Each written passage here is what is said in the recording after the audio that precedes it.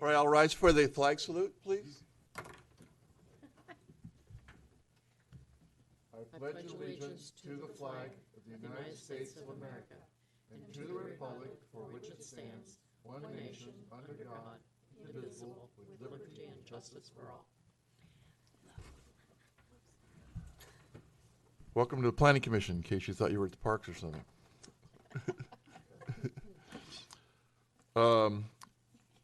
So the Planning Commission minutes from April 9. Anybody have any issues with that? Can we, No, I make a motion that we accept them as presented. what was that again?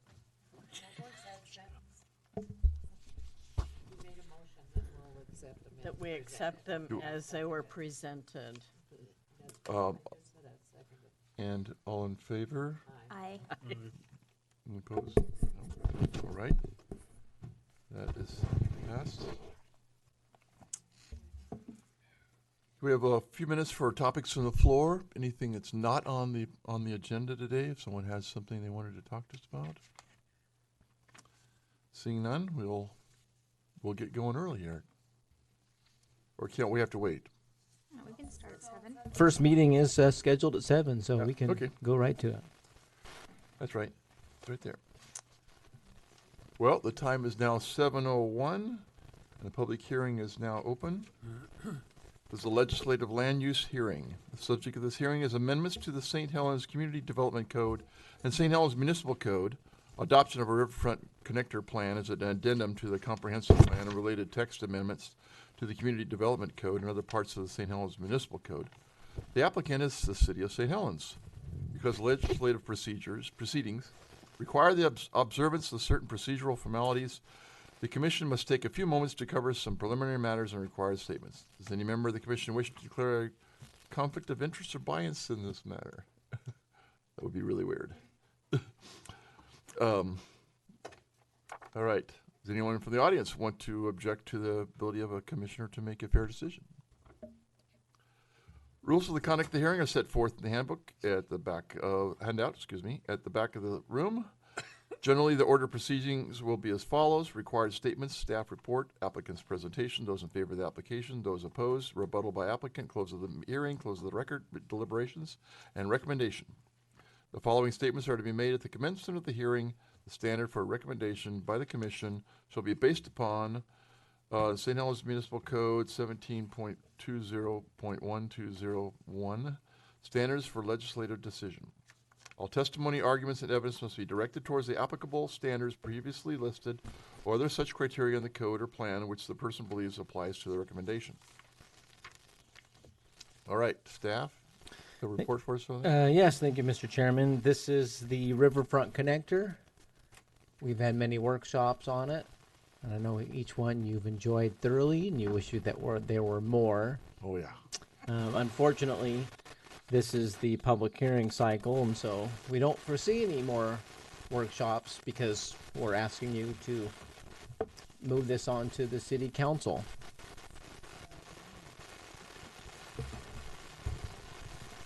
Is that me?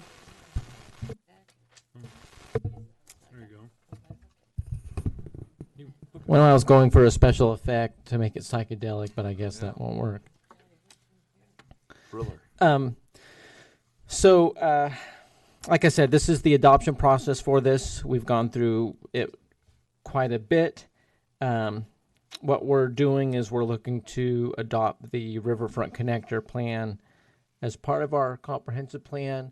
And then we're also looking at some text amendments that we'll get into tonight. We have Matt Hasty here with the Angelo Planning Group to help us through this. And I'll let him kind of give an overview, and we'll move on to some other details as needed, such as these text amendments.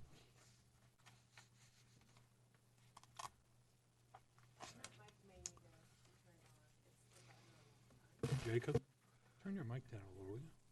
Yeah. Just a little, please.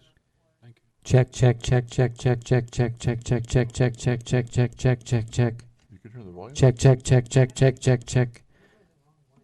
Yeah. I'm not doing anything. Check one. I said check. Come on now. Come on. Huh. Check, check, check. I don't know. You can quit your day job. name it. I Yeah. can do that. Sorry I asked. Jeez. Hello. Okay. That was on. Is he selling something there? It's the green light's on. That's how we usually Hello? mic check, Check. when I'm warming up for a concert or something. Though. Oh, okay, all right. Is that why everybody leaves before the show? Yeah, it is actually. Is this your, Yeah, it says it. application to be a Hello? performer at 13? Is that better? Okay. I actually was in 13 Nights in 2009. Yeah. They asked us back, but the band broke up. So, Okay. anyways, Matt. Should I start? Okay. So I will say a few words of introduction. The bad news is I had prepared a PowerPoint for you for tonight. The good news is it was really short. It was like 7 slides. And the better news, I left it in my computer back in the office. So no PowerPoint. So I'll just say a few words. We'll put some things on the screen, and then we will walk through the code amendments in some detail. But the rest of it we'll do pretty quickly. So as Jacob said, we're kind of near the tail end here. We've got tonight's hearing, and then a scheduled hearing with the City Council in June. Then we will make any final changes we need to make to the plan and the code amendments based on those hearings, and then we'll be done with this process. So we stayed pretty much on schedule. We're only about I think 3 or 4 weeks off the original schedule we had 18 months ago, so I'm going to call that good. And just a few things that we did since we last met with you in the work session with you all and the City Council. We made some minor changes to the text of the Riverfront Connector Plan. Those were not particularly substantive, just making sure we corrected some things, made sure everything was kind of consistent with the present tense, et cetera. We didn't change really any of the conceptual designs. We did also, and you'll see it on the screen eventually, identify some changes already to the implementing ordinance language to clarify some things.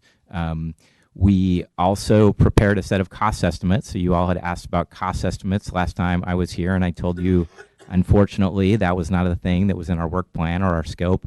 But the folks at Kittleson and Associates went ahead and did that anyway, so that was great. So I'll talk about that real briefly tonight before we get into the code amendments and just kind of the assumptions and put the summary up on the screen. I think you got that in your packet. And then so those were the things that we've updated since we last met with you. Oh, one other thing we did was there had been some questions about where we have what's called a cycle track. So it's a bicycle lane that's separated from the sidewalk by a curb and also from the road by a landscaping strip. There have been some questions about how do cars get across something like that. We provided some illustrations and photos from other places on how that is done, how that tends to be designed. So that's in an additional appendix to the Riverfront Connector Plan. I think it's in the last appendix. And ultimately, we can add those cost estimates as the last appendix to the document. So those were the things we did in response to some of the questions and comments that we had from y'all and the council last time we were here. So with that, I'm not going to spend a lot of time on the cost estimates, but I'll talk about them just a little bit. So I think Jenny's going to put that guy up on the screen. So this is a summary table. It includes in kind of the top set of rows estimates for the intersections, and in the bottom set of rows estimates for the segments, the cross-sectional segments. We don't have that in our pocket, do we? Oh, But we'll get it to you. We got it to these guys kind of like late last week, I think. So they have it. I will note that you see 0 in the Gable Road and US 30, not because that's a free thing. It doesn't cost any money. It's because Kittleson is still working on that estimate. That's a tricky one to estimate the cost of because of the railroad facilities there. So they're still working on that. I talked to them today. They said their kind of real rough estimate based on what they've heard so far, it's about $1 million. And a big chunk of that is the rail, the changes to the rail crossing gates and other stuff there. So that's a small area, but a big chunk of money. so are the cost estimates for the current time? They're Or are current they dollars. Yeah, those are Current dollars. current dollars. And why and- did you pick the 30% contingency? just as a fairly conservative contingency number. So we always, and if you kind of scroll down just a little bit, same page there. So when Kittleson produced these estimates, and when they produce any estimate, they kind of identify some of their assumptions in terms of the level of accuracy and what the assumptions are. So these estimates are, I think, like at 3C. You know, they're kind of the scopes of vision. But I will say they did build these estimates from some real numbers, and I'll show you an example on the next page. But they're still planning level estimates, and when they're at sort of this level, they tend to use a higher contingency number, Sure. and they tend to use a higher percentage for also construction management and design. So each of these estimates, they start out with a base of here's just the cost, then they add a contingency, then they add a construction management and design, so that they make them pretty conservative, but they are in today's dollars. And if you scroll to the next page, I'll just kind of show you an example of one of the projects. So this is one of the intersections. So they had designed these intersection improvements in enough detail that they knew how much area was going to be used for pavement, for sidewalks, for curbs, and they essentially used those areas and then unit estimates for the cost of those individual things, multiplied them by the area or the number of units. In some cases, it's just a single number for the whole intersection, and then they built the cost estimates. So this one, I can't remember which one this is. That's the first one. It's, yeah, Sixth and Plymouth. This is like the cheapest one, I think. So it's 140, and then you've got the contingency in there, and then the total estimate, and that's what's in the other table. So there are estimates like that for each one of the intersections and each one of the segments, the 7 segments along the corridor. So that's what you'll get. With numbers filled in for Gable and US 30. Okay. So, Good. Thank you. yeah, you're very welcome. So I was glad they were able to do that. So that's all I was going to say about those. And I think at that point we could jump back over to the code. There it is. So there's not a lot of proposed amendments to your development code and comprehensive plan, but there are a number of things. To essentially either coordinate this with, make sure that your comprehensive plan policies are consistent with the Riverfront Connector Plan, and your other code standards are consistent. And then there's some specific things that we did to your code, either your development code or your municipal code, to address things that came up in this project. So the first one is just to add some language adopting this plan, and noting that if there are differences between information in this plan and any other planning documents that you have, this one is the one that controls. This is the one that takes precedence because it's the most recent planning effort. For instance, in your Riverfront framework plan, you have some conceptual designs for streets. We went into more detail here. We are essentially kind of superseding that information with the information in this plan. So we wanted to make sure that you had information that indicated that there. And then in terms of transportation goals and policies, we added a policy that just kind of talks about the overall goal for this plan, that borrows language from the set of goals, policies, and objectives that are in the Riverfront Connector Plan. So that's where that language comes from. And all of these red markups are things that Jacob took a careful look at this and marked it up and said, we need to make some changes to be consistent with numbering in your code, or things we missed over on the consultant side. I'll try to kind of mention those, and Jacob can jump in if I miss things. But you'll see some numbers, references to specific code sections that Jacob added in red, or again, where we got words wrong or needed to add some. So sorry about that, but thank you, Jacob, for getting that stuff in there. Kind of the next section, under your urban growth boundary goals and policies, right now it talks about reviewing subdivision plats, and so added language to also include development proposals and language about being consistent with planning efforts in the growth area to date. Again, just to expand that language about what you need to look at and what applicability means, or where you need to be consistent with things. And then again, Jacob added the correct reference to the policy there. Just kind of moving down, that next section, subsection 5, talks about minimum rights of way for street widths, and it talks about an approved street plan. We added the language or adopted corridor plan, so that you're also looking at a corridor plan like this one when you're looking for information about proposed street widths for a particular street. So that's pretty straightforward. A lot of these I would say are, just pretty straightforward kind of housekeeping things. I will say with this last one, we just switched from our comprehensive plan, Title 19, to our actual development code, Title 17. Yep. So. First two things were in the comp plan, and now we're in the development code. So down to the next one. We also added some language about special street designs and references to adopted corridor plans. So again, it's just making sure that when you're looking for what street standards to apply, you are also looking in adopted corridor plans like this one. And it just kind of talks about how you utilize those plans, and that an applicant may request that the designs be used in other parts of the city, so that some of the designs that we've developed as part of this process, if they make sense to use in other parts of the city, kind of they're there and somebody can request that and you can decide whether or not that makes sense.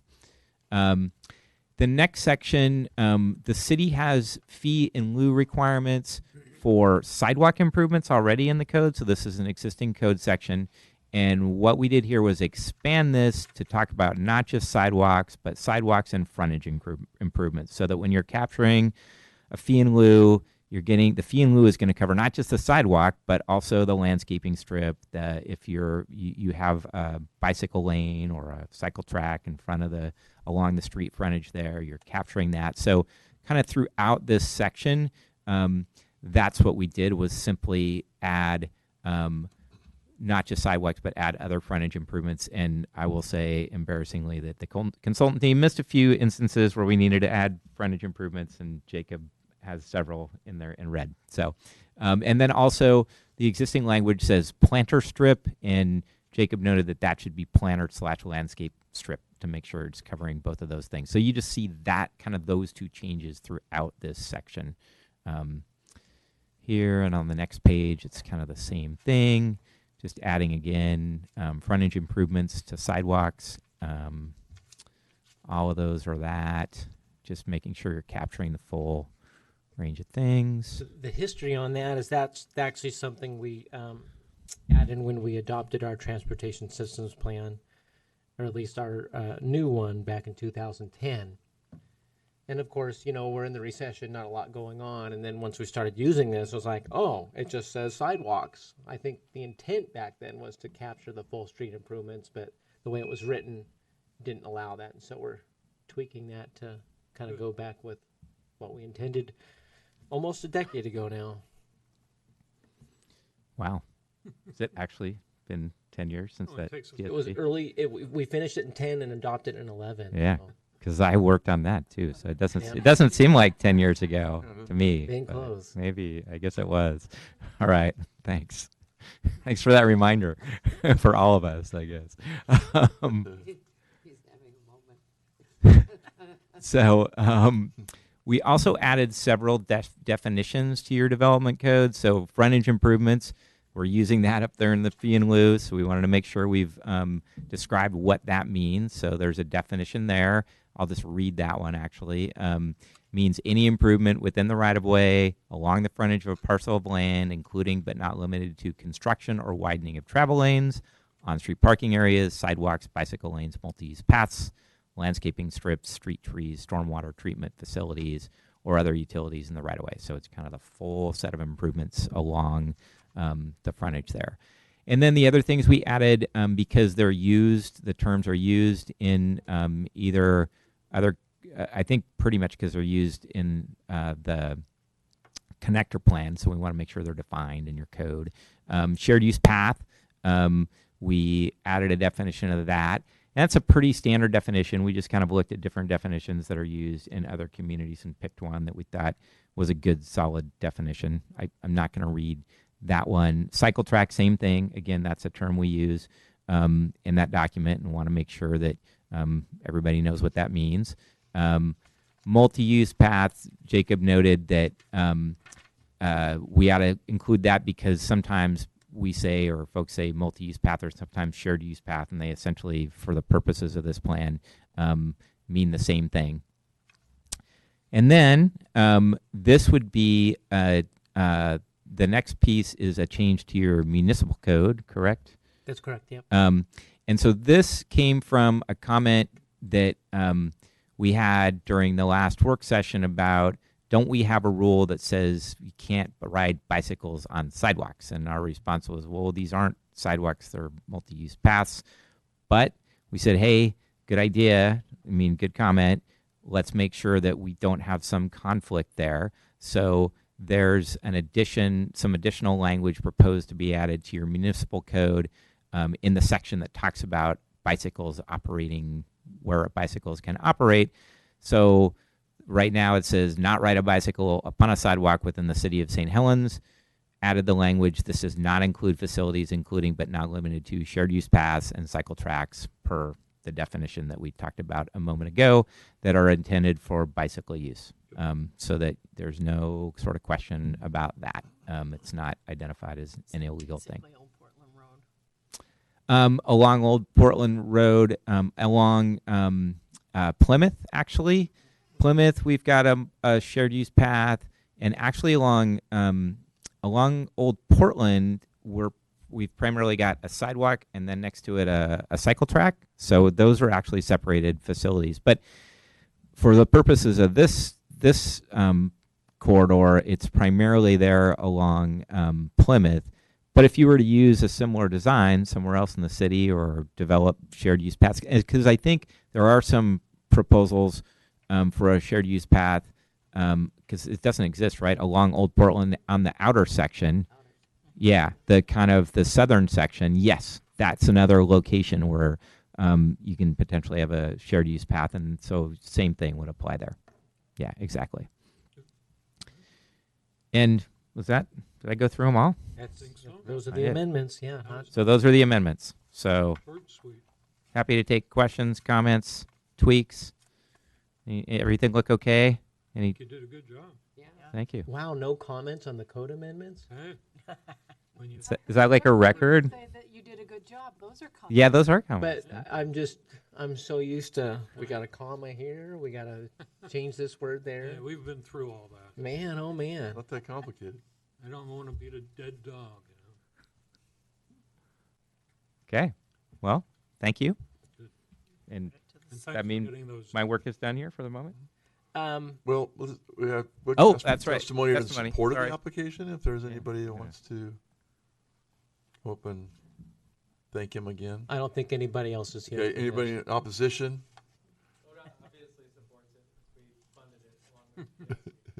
Now, are you gonna bring us some money to All right. start doing I it? guess we don't have to. Yeah, hold your breath. Well, this does help us get grant monies, adopted plans. We've actually used those a lot lately. Have that. If you notice the wayfinding signage, that was grant. Well, I think it really helps that we actually have some estimated cost estimates, breakdowns. Yeah, For today. I'm glad they were able to kind of pick that up. I don't know how we missed it when we were putting together the statement of work, because it was in all the others. But at least we will have something ultimately. So appreciate the consultants for filling in that gap. We are going to vote on this. Well, If we have any more Was deliberations, there anybody else who wanted to? nobody in opposition doesn't need to do the rebuttal. Okay. We're done there. So Remember, this is a recommendation to the council because it's legislative. So yeah, we're just deliberating now. If you have any more to say about it. Anybody have a Send it motion? to the council as is. Make a motion. did you close the public City hearing, council. Dan? I don't think so. What's that? Just did. It's not in the, No. it's not in the script here. Can't hear you. The hearing is, You need to close have the to hearing first. What's the last thing? deliberate and vote. Yeah, okay. Do I close it? Yeah, Do I because close it's a this? testimony. It's probably just good for practice. I mean, All right. there's no The controversy. hearing is now closed, and we're going to deliberate and vote on it. Thank you. Again, You already asked for delivery. So we already have once a, again, the we already have a motion motion. to recommend it to the city council. I'll second that we it. accept it. All in favor? Aye. All right. We don't have to sign anything for that, right? Nope. Okay. Good work. So We want to see it for seven, another 10 years now. we got another, We still gonna. So the funny thing is, we've had a few of these TGM grants now, and the first ones, the way the statement of work was set up was at this point it was staff on its own, and so we'd have all these notes to take care of this stuff, and then this is probably one of the easiest hearings we've had in one of these. Hey, there you go. Yeah, it's not over yet. Not over yet. different, thank you. Thank you for your work. You, Thank you. Enjoy the Blazers. I'm recording it. we have about 4 minutes till the next hearing. Yeah, let's move Does on. anybody want to talk, have anything to ask staff about the planning director decisions? You want Just to talk jump in. about that council report? I had that for a minute. You want to talk about the commission report? Do we have time for that? Yes, we do. The annual planning commission report to the city Yeah. council. Oh yeah. We gotta assign somebody to do that. I didn't bring my thing, but it's all the numbers. It's the kind of it's always weird because this commission's different. But every year we've done this, the only time someone volunteered to talk to the council was Al Peterson, because he had some SDC's idea. So certainly, if anybody wants to, you can, or you can just say we don't want to, and then we'll just present the council with these numbers and. Just present. One of the things I would like to bring up for your consideration to present to the council, I read your staff report, activity report for April, and I noticed all the number of violations in projects that have come up. And I have a real concern because once a violation comes up, you can't erase the damage that's already been done. And I take for a good example what happened on Pittsburgh Road. I mean, there's no excuse for that. And of course, we have that problem over by the old Talking about- hospital too. And I know, you can't go out and do something before a violation occurs. But I think we need to start thinking about, or the city council needs to start thinking about putting some teeth into its rules and regulations and its policies in regards to what happens if you violate the rules and regulations or the requirements of planning commission decision or city council decision. And I think that can only be addressed if we start requiring bonds for projects. Now, I don't know if you require a bond now for certain things. For select things, yes. For like infrastructure, like Yes. streets and lighting. I'm talking about a bond for violating what the agreement was when the planning commission approves a project. They give you certain rules that you need to follow, that the developer needs to follow. If they don't follow them, then there should be some consequence. Well, if they're not followed, and then you have to come back and you have to fix it, sort of the door to the barn is already closed. You don't have any, it's take them to court or whatever, or negotiate something. Whereas if the city has a bond already in its hand, and there's violations like as severe as what happened on the project on Pittsburgh Road, then you can go and you can actually get that bond. Do you mean pay- Sykes Road? Sykes Road. Okay, all right. Sykes Road, I'm sorry. You can actually, get the money to make the improvements that they, go in and Band-Aid what they've done to the property. So I mean that project is mid-project, and so as in my letter I sent to them, we may impose fines as part of the final plat, and they have a bunch of extra stuff to do, and so that's probably not going to go unscathed. But you see, you're sort of going in after the fact. You're saying, well, we may impose fines. So you think we should have a bond up front for potential violations? Exactly. Right. Because I think that if you have that bond up front, developers are going to be thinking maybe twice before they make a decision about what they do, because they know that that bond is on the line if they make a mistake and there's a violation, especially something severe. I'm not talking about, Mickey Mouse things happen all the time, especially in major projects. I mean, it's just going to happen. You can't control everything. But there was no excuse for what happened on Sykes Road. That was delivered. And, and that needs to be addressed. And I think it would be better addressed in some way beforehand, letting the developers know. And I'm not just pointing out to developers. I think, any property owner that comes and has a certain size project needs to put up a bond to make sure that the rules and regulations are followed. Interesting. Anyway, that's my point. I think that maybe that should be something you might consider, talking to the city council about during your presentation. And Greg, you're planning on basically dependent on the size of the development is the size of the bond. That's exactly right. Yeah. For the bigger the project, the larger the bond. I was just floored, not one, not two, but three major issues all coming at the same time. And that's just in 1 month. And now we're getting more and more larger projects. And I think that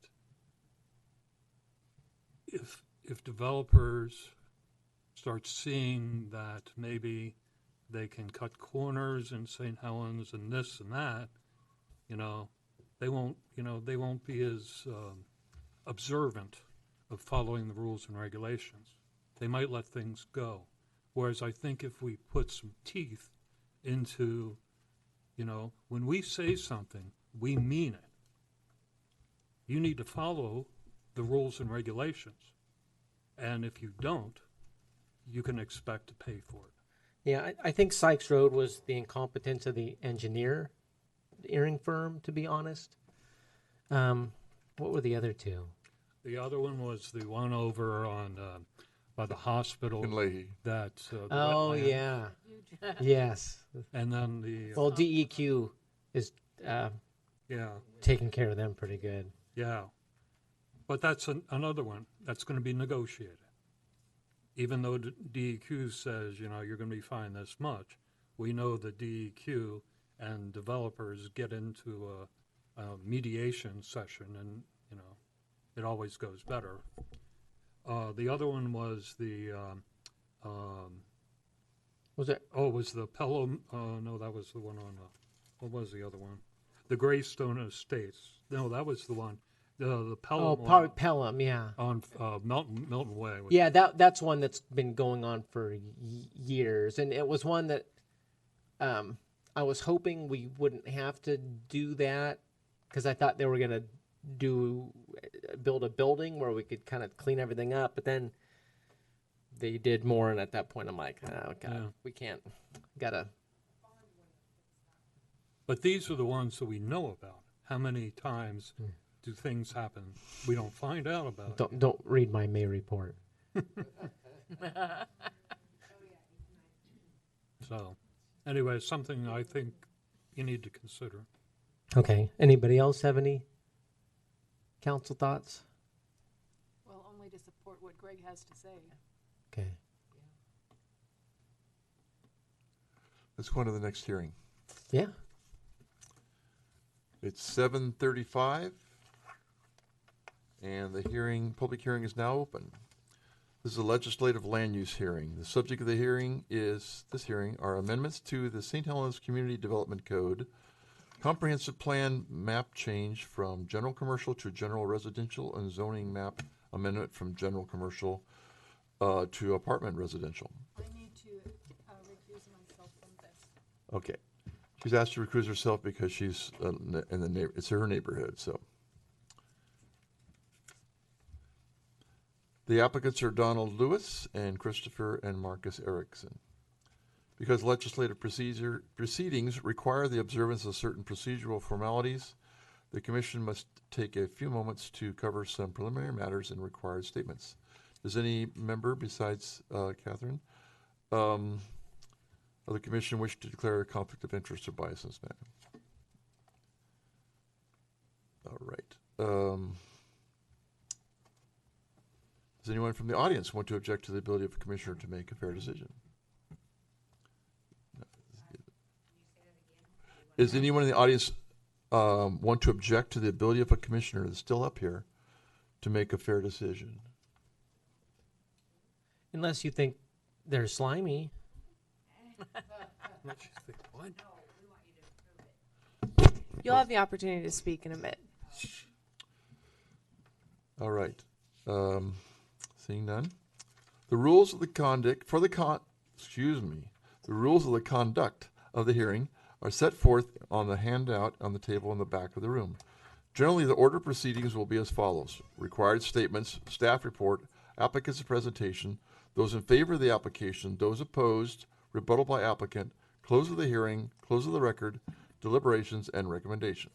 The following statements are to be made at the commencement of the hearing. The standard for recommendation of the commission shall be based upon City of St. Helens Municipal Code 17.20.1201, standards for legislative decision. All testimony, arguments, and evidence must be directed toward the applicable standards previously listed or such other criteria in the code or plan which the person believes applies to the recommendation. So now it's time for the staff report regarding this. Yeah, thank you, Mr. Chairman. Jenny, if you could bring up the aerial photo.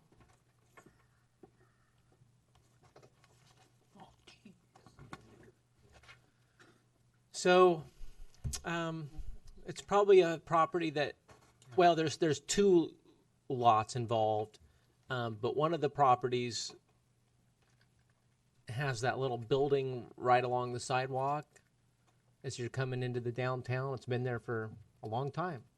Hasn't been used as a hairdresser in a long time, but that's what it was used for sometime before I started the commute in 2006, 2006, when I worked for the county. So those two properties are currently zoned general commercial. And from what we can tell, they've been zoned general commercial for many decades, since the 70s when we had our modern zoning. And what's built on those are two detached single-family dwellings. And one of those came up for sale. And when the realtor folks and lender folks talk to us and say, hey, we got this house on general commercial, and then we say, oh, if it burns down, you can't rebuild it. Doesn't help with sales too much. So that's kind of what prompted this application. And what they want to do basically is that the tan color is the apartment residential zoning, and they want to take those two lots from general commercial to apartment residential. And this is one of those cases where you have a scale.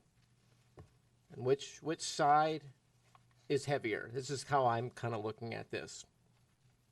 So on one hand, you have the economic opportunities analysis, which we adopted back in 2008 or so, maybe 9. That says we have a shortage of commercial lands. And so let me back up. The economic opportunities analysis looks at the city's employment lands, industrial and commercial.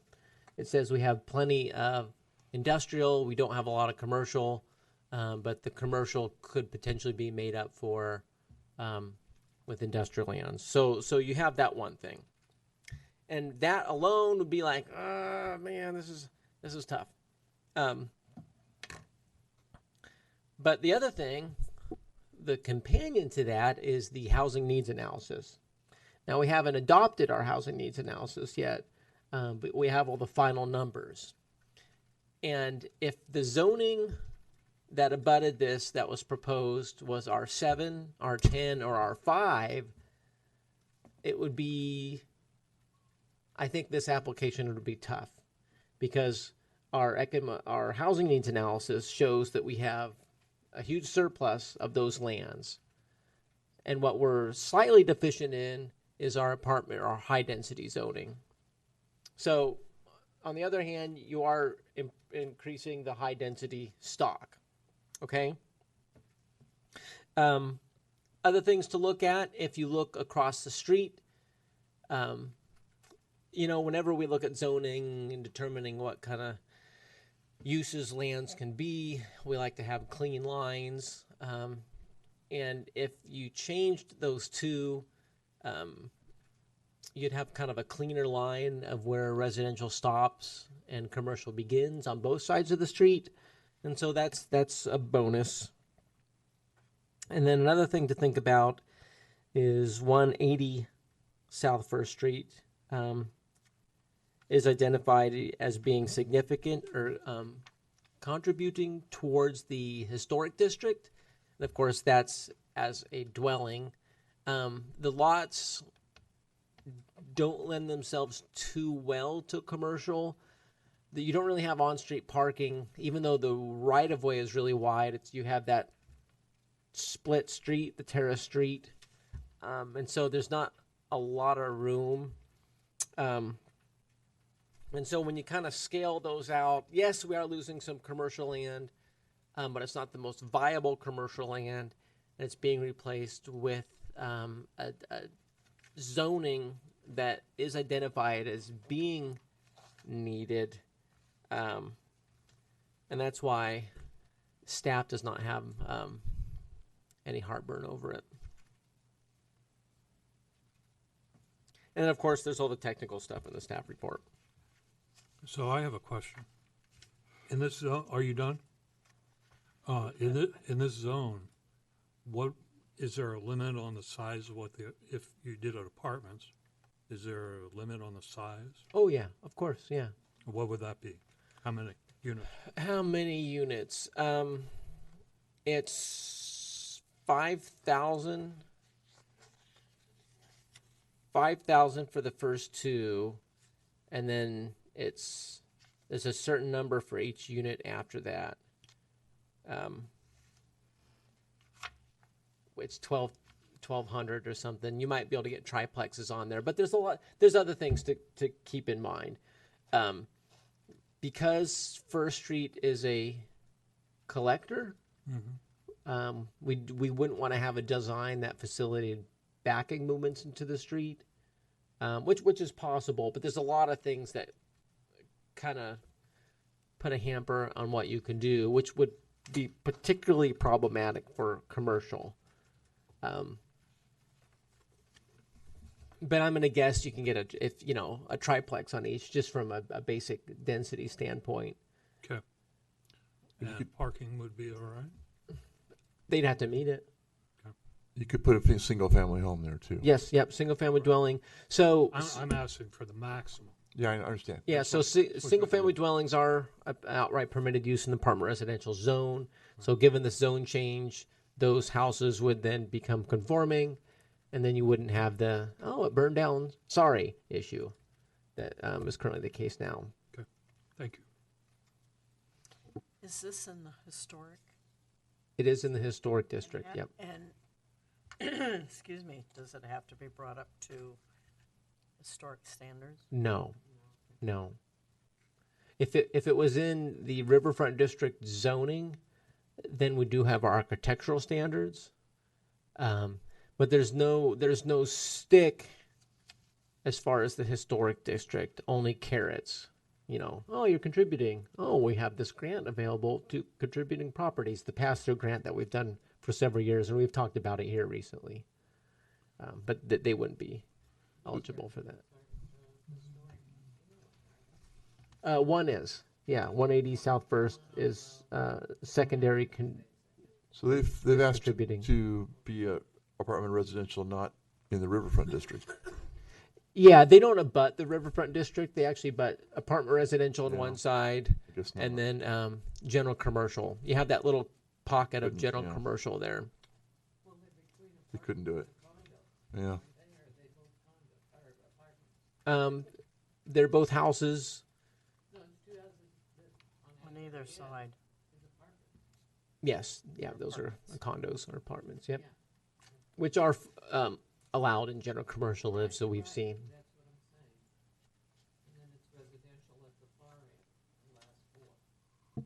Yep. So you can still put apartments in the general commercial even if they didn't change it. Right. Yeah, and they're not proposing to change those on the end. I mean, the subject properties, they could be apartments now. Yeah, they could. Yeah. Yep. They could. All right. So this gives them the ability to make something smaller than an apartment. It does.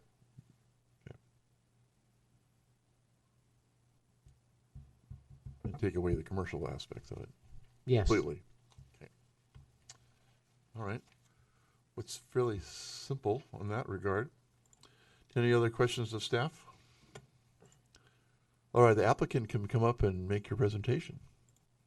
If you're the applicant, you can come up right to this table up here. You can, if you can speak for the applicant, you could come up. Can she speak? Yeah, they can probably speak in support. The applicant's not here. Okay, I didn't know if the applicant had given her the. Okay, so I'm actually working with, Can you get a little bit closer? Oh. And name too. my name? Just your name. Oh, my name's Linda Boland. I work for John L. Scott Real Estate, and I had the 164 listed.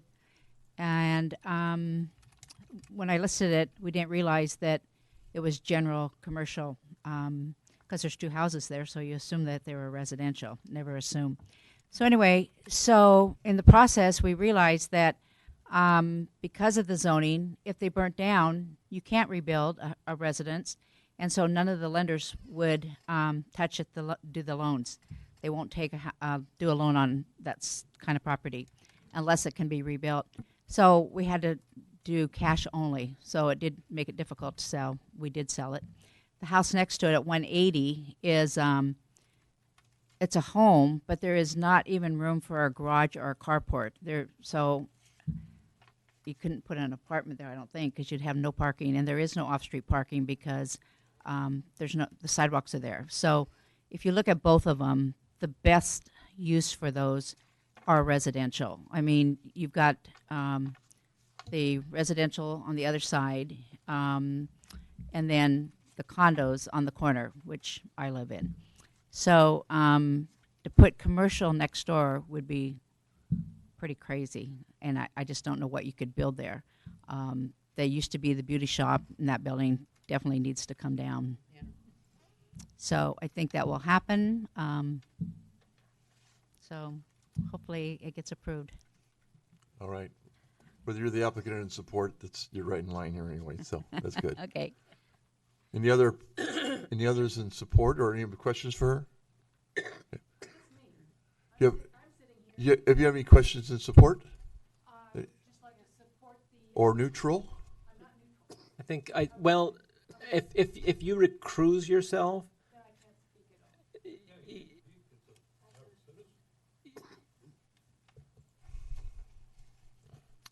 I don't know.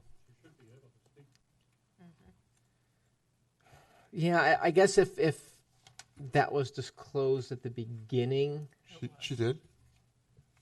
the conflict of interest was yes.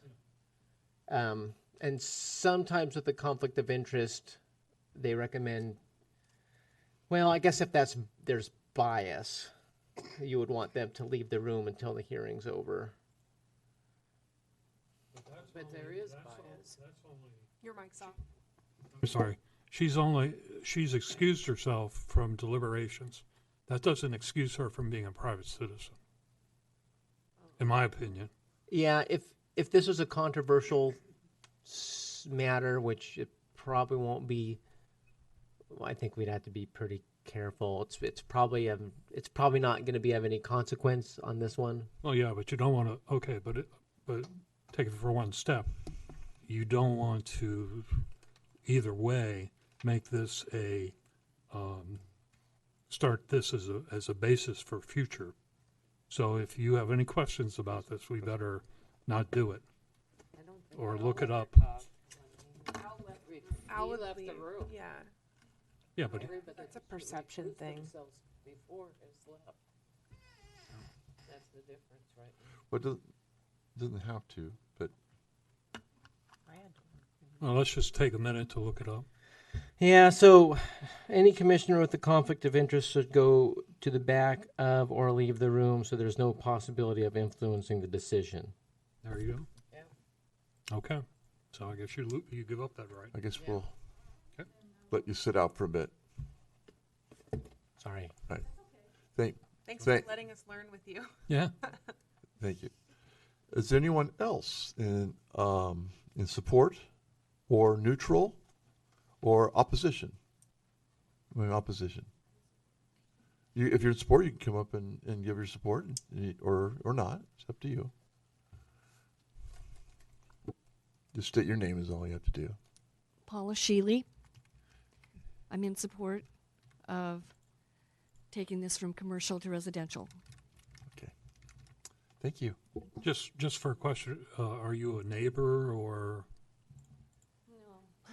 you're just an interested party? We bought the blue house. Oh, so you're- 164. You're the new owner. Yeah. Oh, okay. Okay. Yeah, but the Ericksons are the ones that started this process. Okay. Just for the sake of notes, which one's the blue? Is it 180? 164. 164. Thank you. Thank you. Okay, thank you. All right. So the applicant's not here. We won't have any rebuttal. So we're going to close the hearing. This matter is returned to the table for deliberations. Remember, this is a recommendation to council, not your final decision. Okay.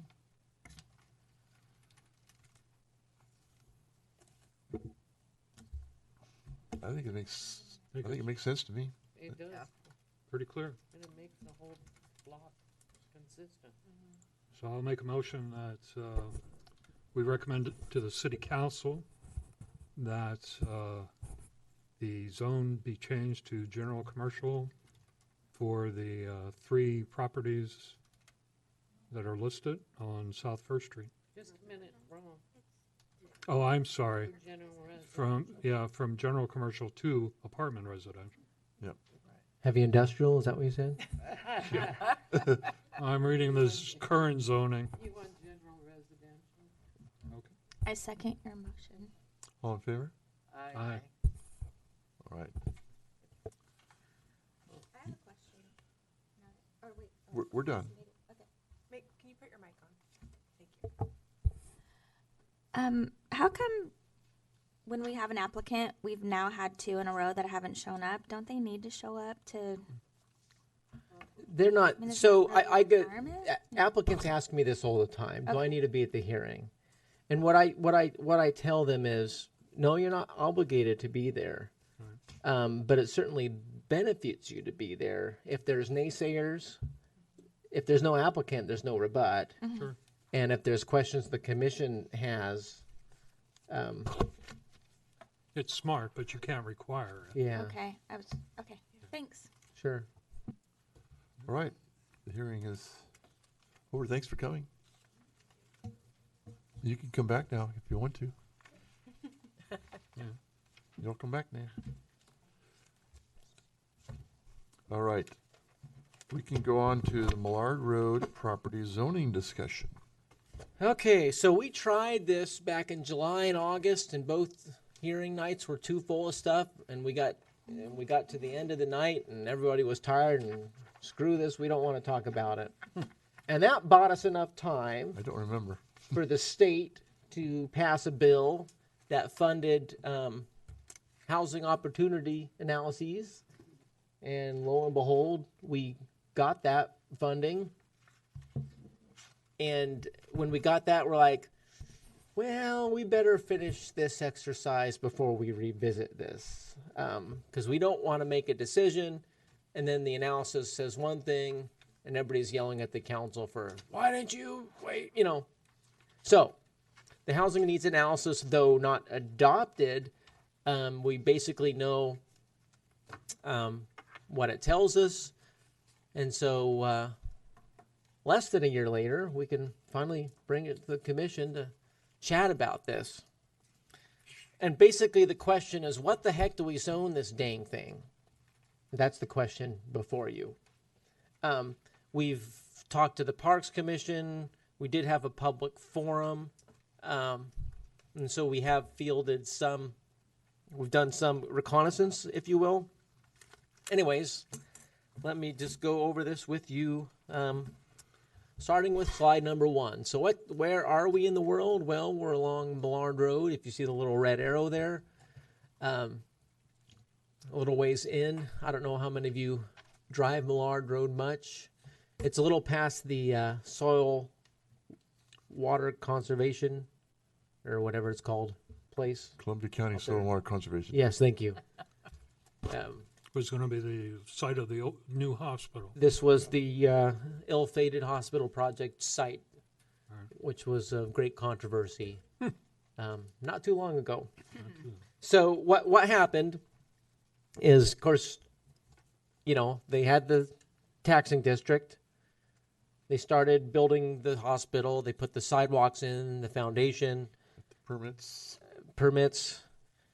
With DSL, with Wetlands, the county, and then I don't know all the history, but the state said, no, you can't do this.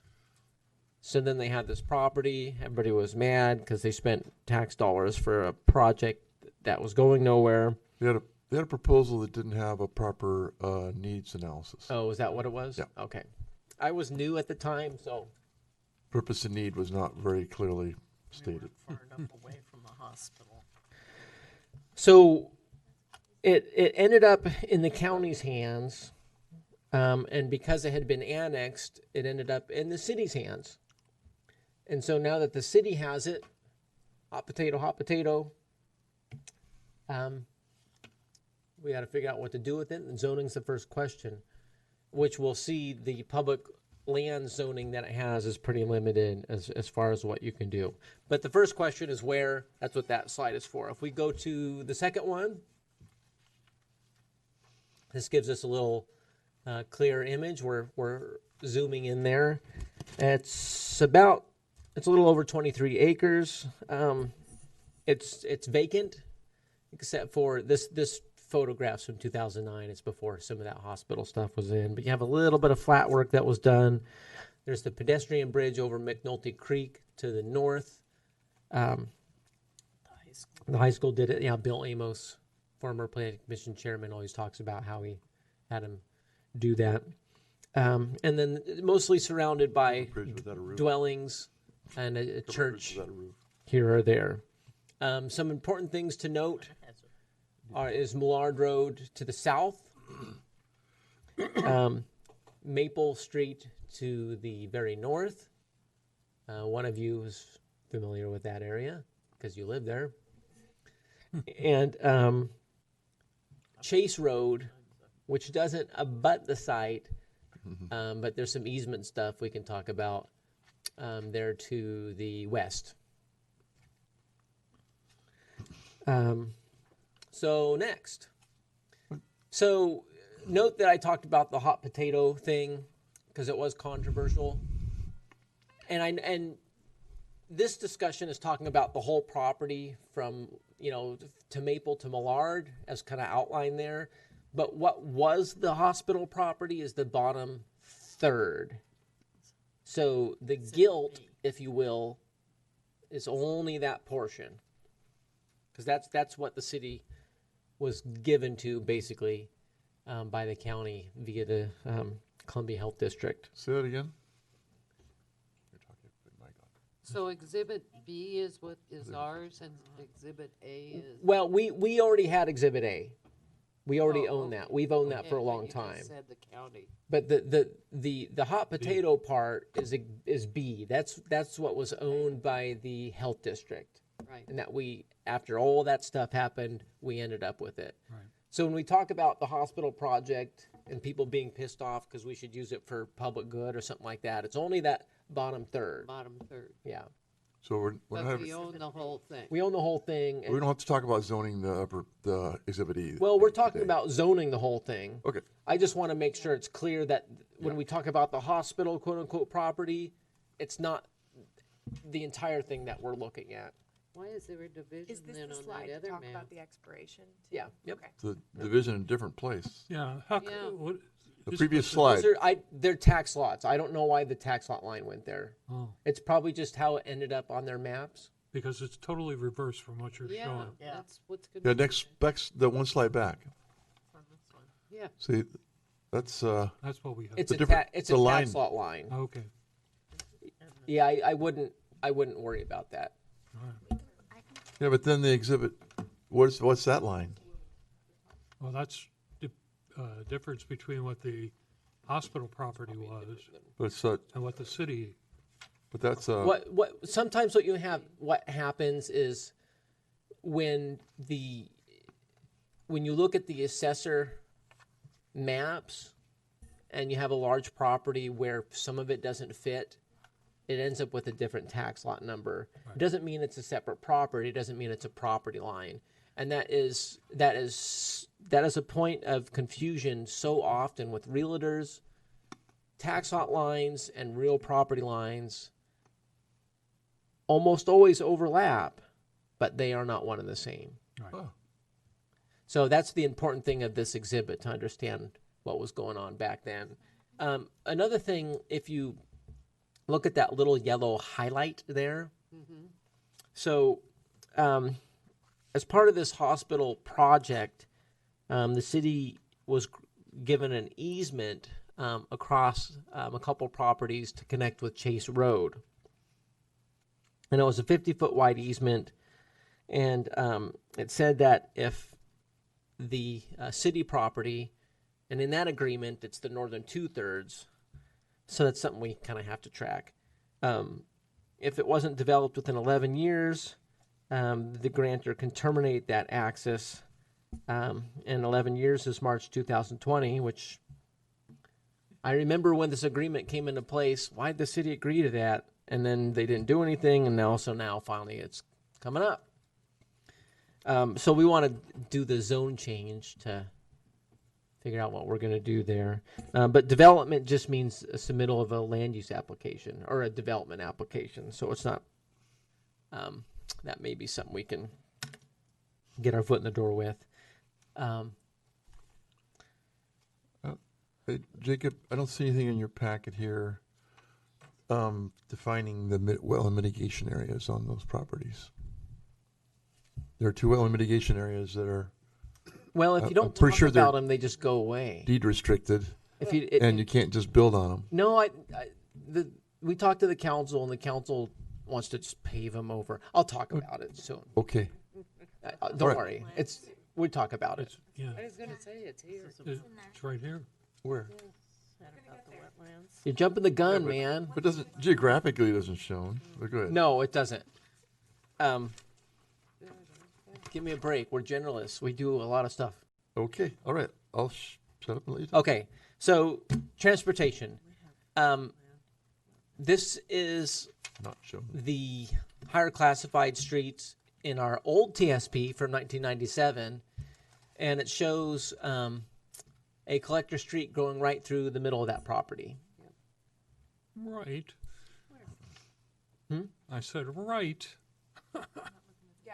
Yeah, it's a challenge. It would be a challenge. Oh, jeez. And so, this, when we look at development, there's going to be a question of what we do. I think the idea is there should be some type of north-south connection, and it could end up being just pedestrians, But then when we go to Can't see it very good. the next slide, same thing, collector road going through it. Of course, it's zigzag there because we know you have those mitigation wetlands, which will be hard, if not impossible, to impact further. And some of those are mitigations because the school district owned this property for a long, long time, and it was a mitigation area for some school projects. McBride School. It's built on a wetland. So let's talk about sensitive lands. I permitted it. So there's a lot going on. You have the creek. You don't have that. You don't have that shown. We don't have that. You have the creek to the north, and so you have some floodplain and riparian area for that. You have the wetland to the very north. Those are the local wetland inventory mapped. Yeah, these are local wetland inventory. Wetland MC18 is not significant to the city. MC17 is a type 2 wetland with a 50-foot upland. That is a mitigation area from the past school. And then 15 there at the lower left-hand corner is also a mitigation area. And the one thing that's not shown on the east side of that wetland is additional mitigation for the hospital project. That's correct. So it doesn't show it, but it does talk about it. And then DSL has a deed restriction requirement that the health district never fulfilled, and that's something that DSL wants the city to take care of. And I think we will once we, probably before we sell it, if we sell it. That. A little bit of baggage. So anyways, there's wetlands. There are some constraints. So the next thing to look at is our Parks Master Plan. And this is directly from the Parks Master Plan. And if you look at that property, you'll see a halo drawn around it. And that's because our comprehensive plan talks about acquiring sites for future parks and to have sites within a half mile of residential areas. And so what this map is showing are the various parks or future parks, at least in the case of this one, with that half mile radius. And you can see without a park there, there is kind of a void in that part of town. So generally, when we look at zoning, we want to make sure a park is possible. Is the whole point there. So let's go back in time with the next map. This is the zoning map from 1978. This is the city's first modern zoning. And hey, look, 1978, the year I was born, it's public lands. And that's, I think, because the school district owned it. So it's been public lands for a long time. And now this is the opportunity to say, well, what color? This Do- is like a Howard Cutler. Everyone said he used to stand around with his colored pencils, and if it wasn't right, This, he got another this pencil. is a Howard Cutler era. Yeah. 78, yeah. This Was. looks like This is art. something he would have Yeah. put together. So do we get to provide frame this and suggestions hang it for on the using wall. this property? Yeah, we'll get into that. Yeah, this is just a primer for that discussion. So this map is the current zoning and comprehensive plan.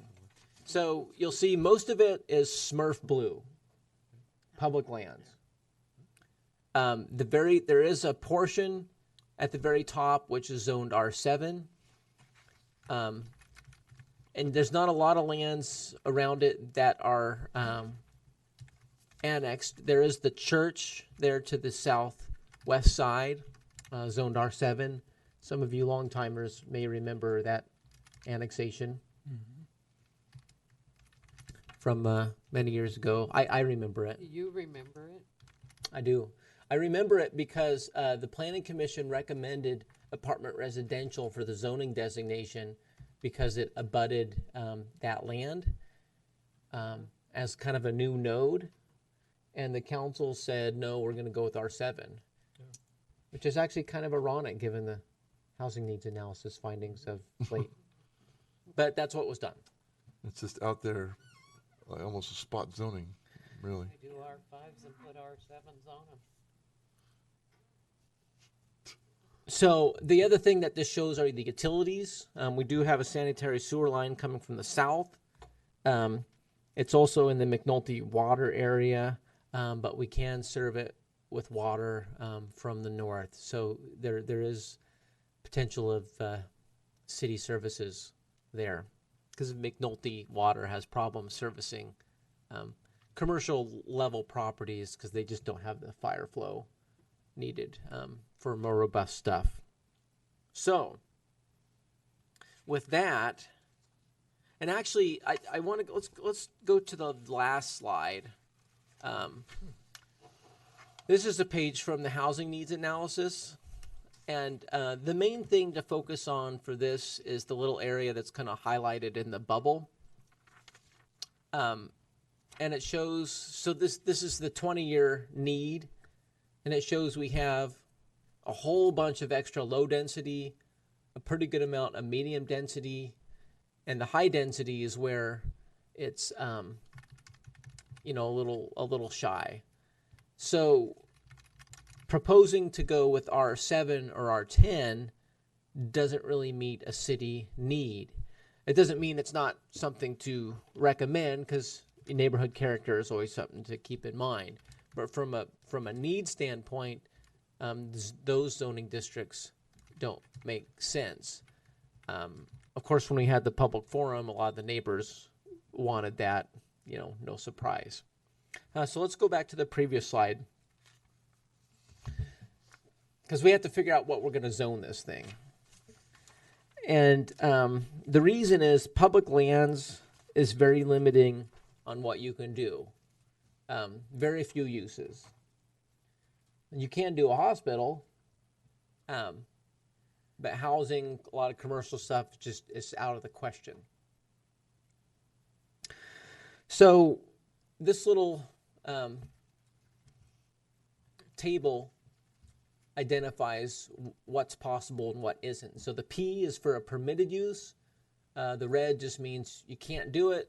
And the C is conditionally permitted. And except for the neighbors, there seems to be a lot of interest, including from the county commissioners, of going with mixed use. If you go with mixed use, you have the services there. It would help. The market would help decide. You know, does it go? Do you have residential? Do you have commercial? Do you have a mix? It could help the commercial land issue with our economic opportunities analysis. It could also help with the housing needs, because you can do apartments on there. But then other things like RV parks are possible as well. So that's kind of the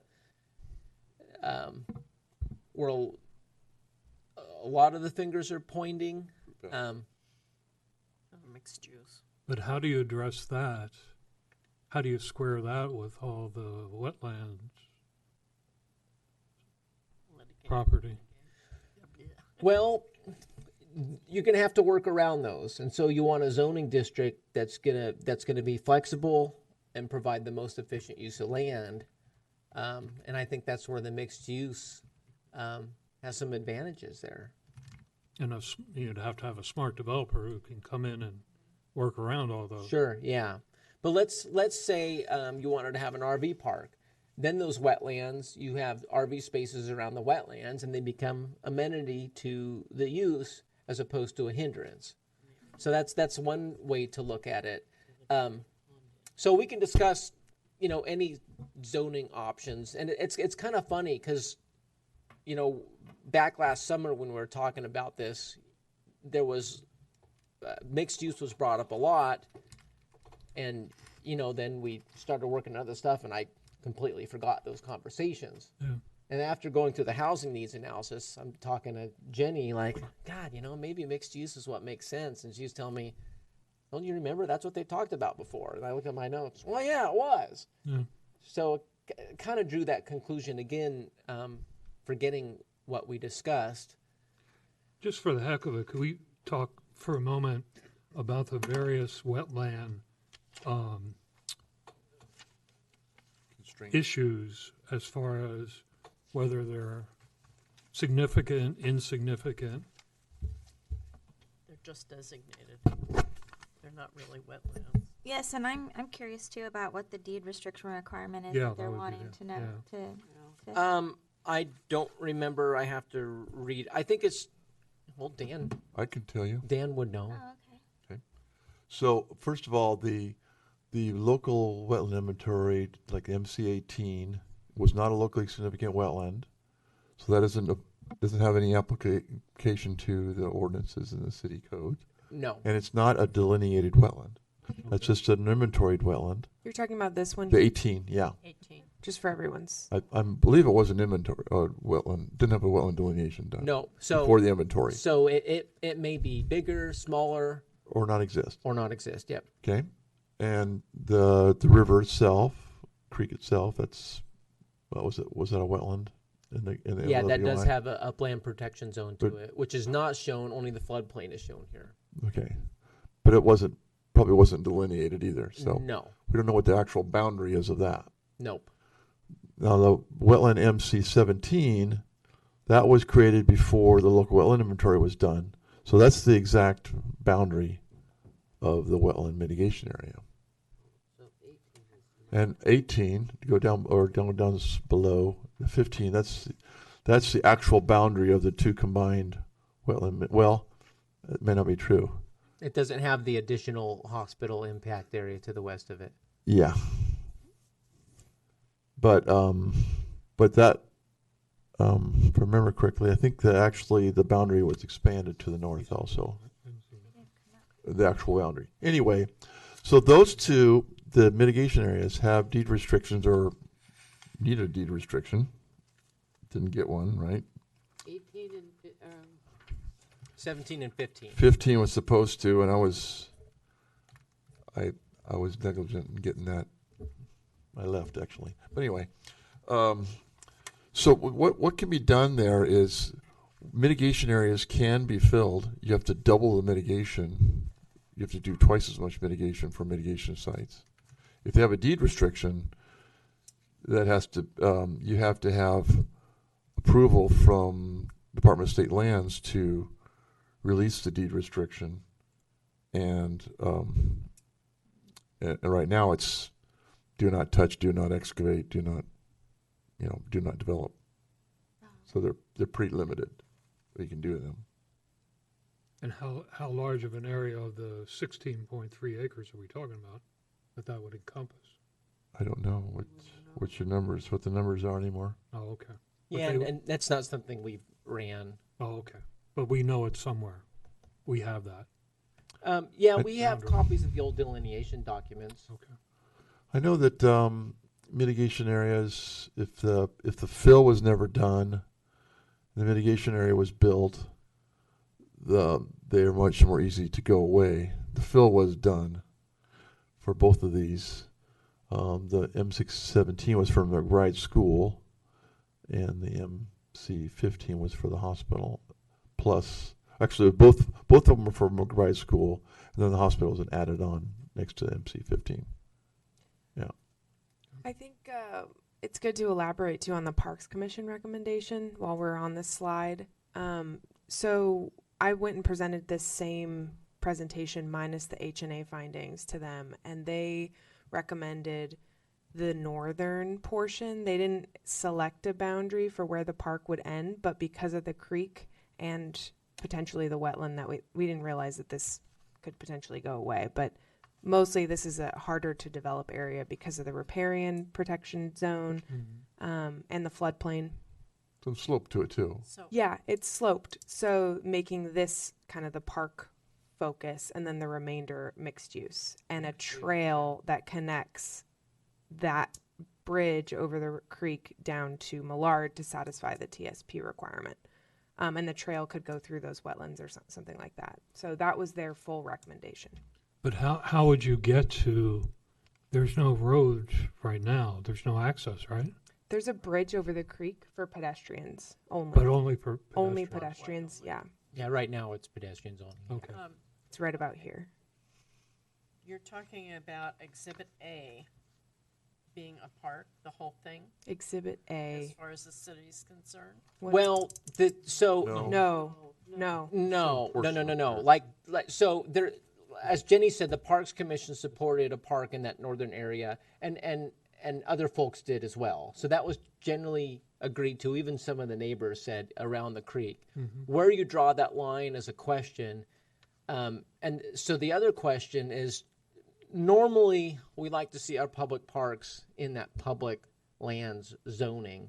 It just provides a more of a, okay, this is being set aside for this. The challenge here is we don't know where we would draw the line.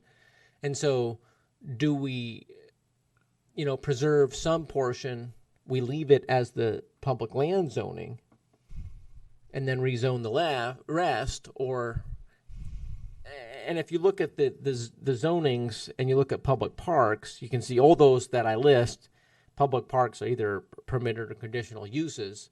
So you could change the zoning of it all and then work out the park later. The zone change wouldn't prohibit the use of the public park. I think it's just a question of best practices to have your public parks under that zoning. Not all of ours have that, but most of them do. Well, could you do this? Could you make it an overlay? Could you identify the entire parcel as mixed use up into the creek? The creek is going to be public. I mean, you can't do anything with that. But everything else would be mixed use, and then you could come back later on when you finally define what size of a park eventually you want to put in there, and you put an overlay for public use on that. Can you do that? It would just be, the city would make sure that they maintained ownership of it and had a site design review or conditional use permit for the park. It would just be through permitting. Yeah. Because, I mean, it just doesn't make any sense, knowing the city's problems with finance as far as budgeting for park facilities, that you would identify that entire acreage for public use parks. I mean, Well, Public use now. yeah. If that was the case, your recommendation would be not to change it. right. Well, yes. But, I mean, so, get real and identify what you can really use there, and the rest of it do as mixed use. So there's a few general questions. One, do you rezone it or not? Two, if you rezone it, to what? And do you have that split zone, or do you make it a constant throughout? Creek is there, this area. I don't know. I mean, I think the smartest thing would be to make it a constant mixed use, come back later on, and overlay whatever public, facility you want. That's my take on it. So you could have it all be mixed use and then put, like, if you do sell off part of the property to a developer or something, then have a deed restriction in there saying that this certain portions, specifically maybe the one up north, would be a park. If we were going to sell some off, we wouldn't sell it all. We would keep some amount. Ideally, when that happened, there'd be a little more planning so we knew where to draw the line in the sand. But if we didn't, we'd make an estimate and work with what we have. And then Excuse me. just, once they wanted to make it a park, we go through the condition to use permit or site design review, depending on the zoning, then it's a park. The one thing that we need to think about is roads and other site infrastructure. So how do you see, I mean, this is a long, narrow, I don't know how narrow it is, but I mean, it's a long section, Long piece of long piece of property. So where would the road go and how, how would you get to it? I mean, all that has to be considered when you think about future development. Of course. Yeah, so that's why we talked about the TSP, the north-south connection, Chase Road, the easement from Chase Road to the property, the wetlands, which are an obstacle for that, and all that. It's all germane. We don't have a development proposal because there's the uses are so limited. And those are all questions that we'll have to tackle. And we have a lot of things in our code that'll guide us for that. But numero uno is what color do we make this thing? Yeah. And that if you're gonna have a park, there's absolutely no parking. Well, we're going to rely on the residential streets. Maybe. The neighbor's yards. Yeah. All housing. And that's, the Parks Commission had a long conversation because it's so sloped. They wanted enough room for a parking lot in the park. And so, you know, that was a conversation. They just didn't know how much room was needed, Really so. do a road in because it would have to. Not from Maple. It would probably have We're- to come from We're the talking south. about from the south. Yeah. But you're gonna have to have a road going up and have parking inside in order to Yep. do that, aren't you? To the south end of the park.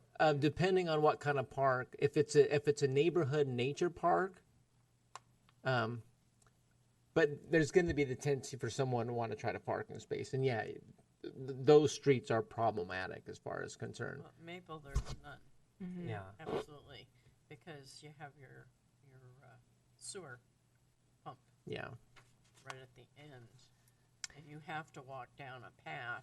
yep. But that's Jagged. yeah, you're right. That's one of the challenges to it, and And floodplain. you know, that's going to be one of the considerations for where you draw that line. So And the riparian area is what, 50 feet? Yeah, 50. yep, Because that's a major you don't waterway. show that. You're not showing that. yes, it is. I about choked when they came up with that. I mean, we didn't even have a crawdad for years. You couldn't, nothing would survive in it. Now we have a salmon, And that's enough. A1. What's his name? Fish bearing stream. What's his name? Sammy the Salmon? Salmon. A1. We've So, seen it, That Chase A Road lot more than you know. will help probably. get around some of that. You know, that Chase Road connection highlighted in yellow there. That gets you part of the way. It doesn't solve the northern area, Right. but there is a bridge there now for pedestrians. And, you know, it's possible that it could be a partnership, or let's say the city decides to build an RV park there. You may have an RV park and then have the open space area, which is a public park with some shared parking facilities. You know, or someone could build apartments and then provide access to the city. There's a lot of different ways this could go. But like I said, the first question is to figure out what we zone it. Yeah. Because without that, nobody's going to want to touch it. Because there's so little you can do with it. I'm just thinking back. You speak about an RV park. I just remember when the former owners of the St. Helens Golf Club approached the county about putting in RV park in their golf club, and how bad that went over. Oh, man. I don't know how successful the city will be with the neighbors when they talk about an RV park there, but who knows? 20 years from now, that might be, the way to go, but it'll be interesting. Yeah. Well, this could be quite the public hearing It once we could get be. to that point. It could be. Is this just a suggestion to the city? Right now, it's a discussion.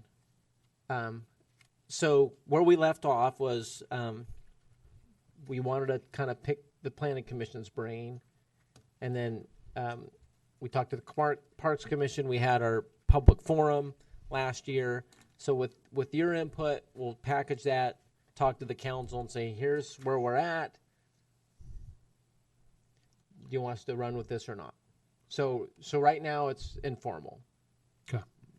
It sure seems like a mixed use is the fruit salad. The fruit salad to be able to be flexible, Yeah, but be able to exactly. move forward, even though it's not very specific. I think that's a good word. It gives you flexibility. Yeah. It can be changed later. And you would agree changing the whole thing? Yeah. For now. Yes. Okay. Yeah, For now, you can always change it later. exactly. I have a vision for that Motion property. For a recommendation A or? vision. Yes, I do have a vision for that property. Can you Well, enlighten it's us? just Your vision? discussion, Audrey. I understand, but Senior housing, cluster housing, maybe some maybe mental health apartments type, like a whole area. Yeah, senior housing was one of the things discussed at the public forum. Yeah, I think so. Yeah. The only problem I can see with that is access to public services and stores, and it's kind of isolated a little bit. But if you made a whole little community there, Yeah, that's what I was thinking. the whole thing. Independent living, memory care, A little store, health. things like that. So the other interesting thing is, when we talked about the housing needs and our changes to our policies, we talked about that rural suburban, RSUR, rural suburban unincorporated residential comprehensive plan district. And if we had some things that kind of talked about when we determine the zoning, if we have a node, that you can kind of work from that. This could be Yeah. one of those I was nodes, thinking though. especially as mixed use. So you could potentially, let's say it gets zone mixed use, and then people start annexing. You could have that concentric theory where it's the higher density closest to it, which starts to fade out as you go beyond. But I would really hope that there was a vision for the entire parcel rather than little pieces here and there coming, at different times.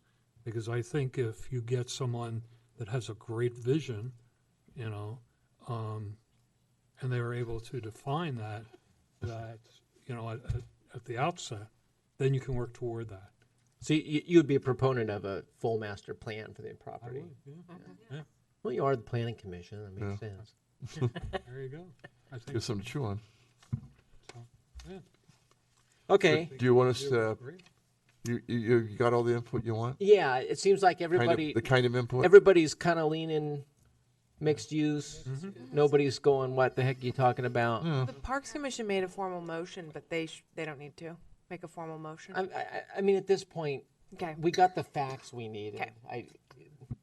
You're going to have an opportunity for formalities when we get to the public hearing part. So Okay.